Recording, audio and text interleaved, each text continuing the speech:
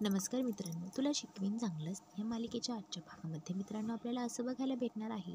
आता इकडे अक्षराच्या आईबाबांसमोर भुवनेश्वरी फारच नाटकं करत असते. म्हणत असते, अक्षराबाई आमची सूनबाई आहे तुम्ही, तर आता तुम्हाला घरी यावंच लागेल. आम्ही तुम्हाला घेण्यासाठी आलेलो आहे. आणि हो, किती हो तुम्ही हट्टी आहात. अहो आता किती वेळा तुम्हाला फोन करायचा आणि थोडंसं काही झालं की लगेच घराच्या बाहेर पडायचं का? आणि हो, अधिपती पण तिकडं वाट पाहून पाहून थकून गेलेत आणि सारखा फोन करताय तुम्हाला, तरी तुम्ही फोन उचलला नाही. आणि तुम्हाला वाटत नाही का यावं म्हणून अधिपतीला? आमचे अधिपतीचे डोळे तर सारखे रस्त्याकडेच लागले आहे. कधी अक्षराबाई घरी येतील आणि कधी नाही. तर आता भुवनेश्वरीचं हे बोलणं ऐकून अक्षराला थोडंसं वेगळंच वाटतं. भुवनेश्वरी अक्षरा आपल्या मनातल्या मनात विचार करत असते, किती खेळलेली बाई आहे ही. आता आईबाबांसमोर किती नाटकं करते आणि त्याआधी माझ्याबरोबर काय काय बोलली, आता हे काय सांगू.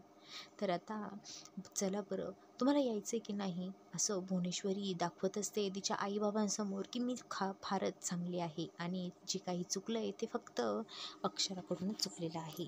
तर आता म्हणत असते, बघा तुमच्या मुलीला, मी तिला घेण्यासाठी आलं आहे तरी ती येईना माझ्याबरोबर. आणि आता मग काय म्हणायचं, बरं जाऊ द्या, तुला जेव्हा यायचं आहे तेव्हा ये, पण लवकर या, कारण अधिपती तुमची वाट पाहत आहे. तर आता इकडे भुवनेश्वरी निघून गेल्यानंतर अक्षराचे आईबाबा तिला म्हणजेच अक्षराचे आईबाबा अक्षराला बोलत असतात.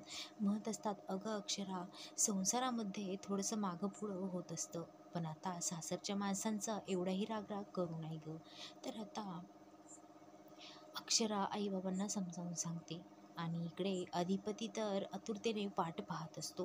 पण आता भुवनेश्वरी नेमकी घरी गेल्यावरती एकाच दोन हे अधिपतीला सांगत असते. मित्रांनो, आता अधिपतीला फार राग आलेला असतो. अधिपती हे सगळं सोडून अक्षराकडे जाणार आहे, कारण आता ती भुवनेश्वरीने जे काही सांगितलेलं आहे हे खोटं आहे. पण आता भुवनेश्वरीने असं पटवून दिलेलं असतं की हे अक्षराच बोललेली आहे. त्याचा राग आता फारच अनावर झालेला असतो, त्यामुळे तो जाब विचारायला जातो. तर मित्रांनो, पुढील भागामध्ये आपण नक्की बघू.